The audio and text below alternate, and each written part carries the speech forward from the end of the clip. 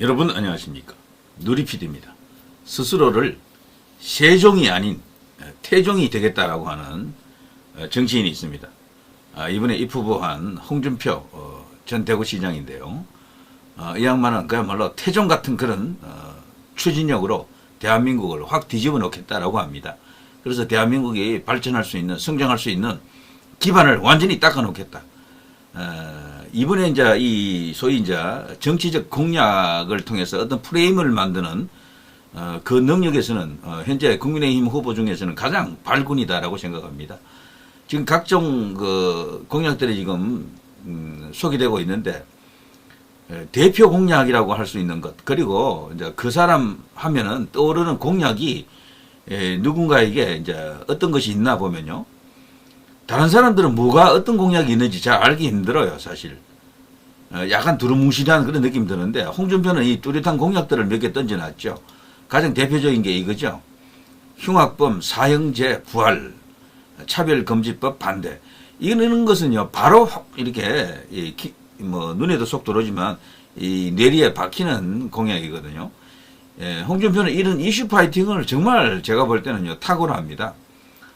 워낙 이미지가 좀 걸걸하고 뭔가 이렇게 약간 불량한 느낌도 좀 들잖아요. 그렇지만 그건 스타일이 그런 거고, 원래 이분의 진정성은 그런 게 아니죠.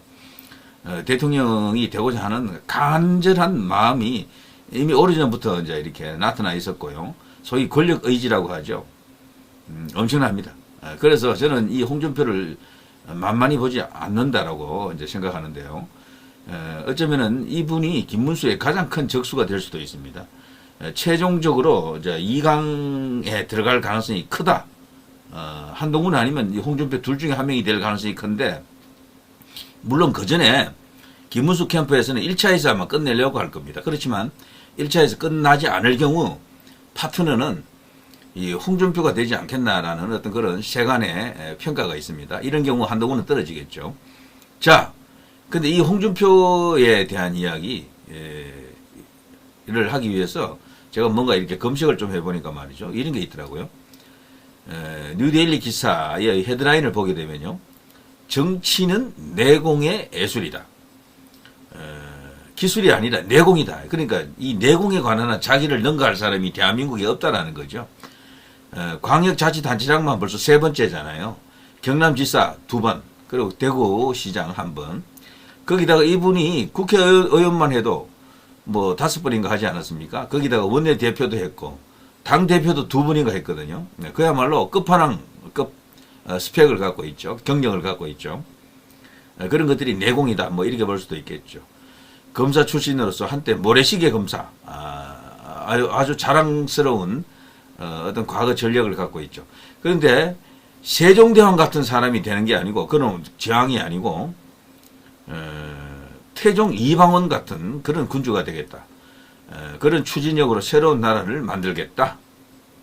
30년 정치 경륜 내공으로 이재명 뒤흔들겠다. 내 논리만 강조하는 정치가 아니다. 여야가 공존하는 해법을 내가 갖고 있다. 윤석열과는 완전히 다른 정치를 할 수 있다. 자신 있다. 이런 이야기를 합니다. 윤 대통령을 이 사람은요, 실패한 것으로 보더라고요. 이 박근혜 대통령도 실패, 윤석열도 실패, 그렇게 규정합니다. 홍준표는. 그 두 분이 실패한 것은 어떤 정치적 방향, 국가 목표 이런 것이 잘못된 게 아니고 결과적으로 탄핵당했잖아요. 그 탄핵되는 과정에서 이 홍준표 같은 논리를 따르면은 무능했다. 그 무능이라는 게 딴 게 아니고요. 정치력이 없었다는 거죠. 정치라고 하는 것이 결국에는 공존의 해법을 찾아야 되는데 그런 걸 전혀 할 줄 몰랐다. 뭐 이런 식의 이야기 같아요. 제 주장이 아닙니다. 홍준표 혹은 그런 쪽에 서서 박근혜 대통령, 윤석열 대통령을 비판하는 사람들의 목소리가 대체로 그런 거죠. 무능했다라는 것은 일을 못했다라는 이야기가 아니에요. 정치 참 못했다 이런 이야기입니다. 자, 가려운 곳 긁고 소통하는 재밌는 정치를 추구하겠다. 요거는 어느 정도 맞는 이야기 같으네요. 이 사람이 나이가 있는데도 불구하고 70 넘었잖아요. 71세 아닙니까? 그런데도 불구하고 2030 젊은이들이 많이 지지합니다. 현재 보수 안에서 고연령대에서 1위가 이 홍준표입니다. 놀랍죠? 그래서 이런 점들이 그동안 2030하고 끊임없이 소통한 그 결과다라고 보여집니다. 일례로 홍준표가 2030에게 인기 있는 것은요, 그들이 관심 있어 하는 주제, 이슈에 대해서 항상 반응을 했어요. 과거 팬더곰 이슈가 이렇게 커졌을 때 그때도 어김없이 나타나서 2030 입맛에 딱 맞는 그런 발언을 해주고 그랬었죠.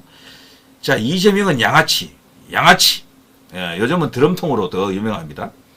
그런 사람 대통령 하면 안 돼. 자, 정치는 기술이 아니라 내공이다. 자, 이 홍준표가 말이죠. 최근에 이재명은 양아치다. 이런 인간이 대통령 될 수가 없다. 되면 안 된다. 나한테 와서 명태균 이야기하지 말고 이재명한테 가서 이런 질문해! 라고 기자들에게 큰 소리 친 게 있었죠.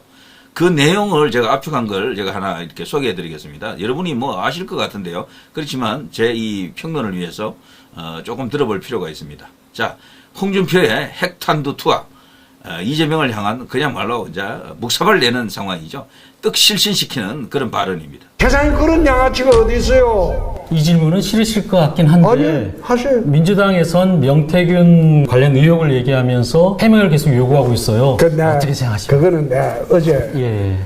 기자들하고 간담회하면서 이야기를 했는데 내가 오늘 또 할게. 예. 민주당에서 그 문제를 제기를 하려면 자기 후보가 4가지를 해명을 하고 그 말을 해줬으면 좋겠어요. 우선 형수 거기는 왜 찢으려고 했나, 그런 몰상식하고 저급한 이야기를 했나. 두 번째, 여배우 농락하고 무상연애는 왜 했나. 세 번째, 가짜 검사 사칭하더니 이제 대통령을 사칭하는 건 왜 그러고 있나. 네 번째, 전과사범 중범죄로 기소된 5건 범죄자가 대선 출마하면 되냐. 여기에 대한 답변을 해줘야지. 나하고 아무런 관련 없는 명태균을 맨날 이야기하면서 도대체 이걸 아무것도 해명 안 하고 김부겸 씨나 김동연 씨가 그 이야기하면 내 납득이 가겠어. 그럼 내 해명할 수 있어요. 그런데 아무 관련이 없어요. 그런데 그걸 흠집내는 거 보고 참 후한무치하다. 자기 후보 한번 뒤돌아봐라.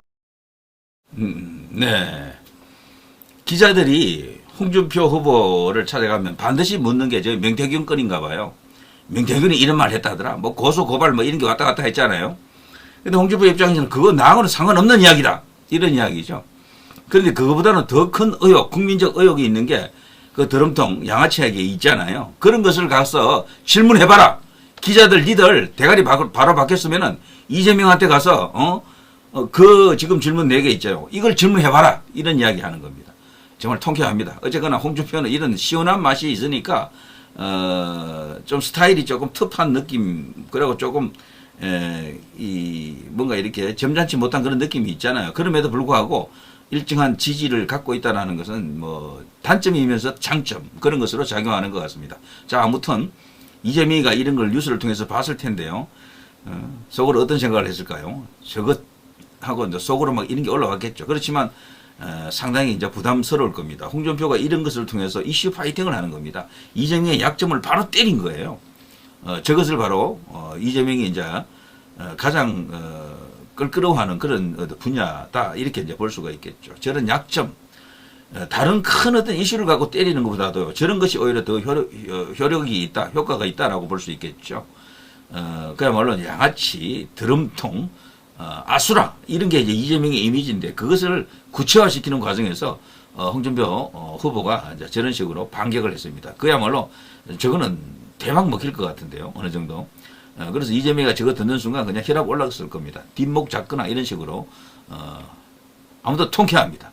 홍준표가 과연 몇 위를 할 것인가. 4강을 뽑잖아요. 4강.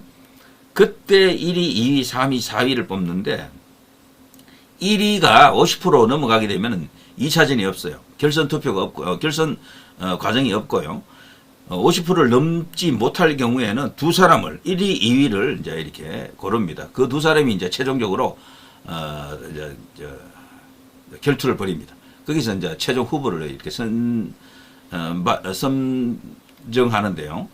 그 대상이 김문수가 일단 1번일 가능성이 큽니다. 근데 그 대상이 이제 한동훈일지 홍준표일지 아니면 놀랍게도 지금 반격하고 있는 나경원이나 안철수가 될지, 이건 정말 흥미진진합니다. 다만 가능성으로 보면은 최근에 나와 있는 여론조사를 두루 이렇게 살펴보면은 홍준표가 좀 올라온 것은 사실이죠. 그래서 지금 홍준표에 대한 이목도 지금 간단치가 않습니다. 자, 누리 PD 김준혜였습니다.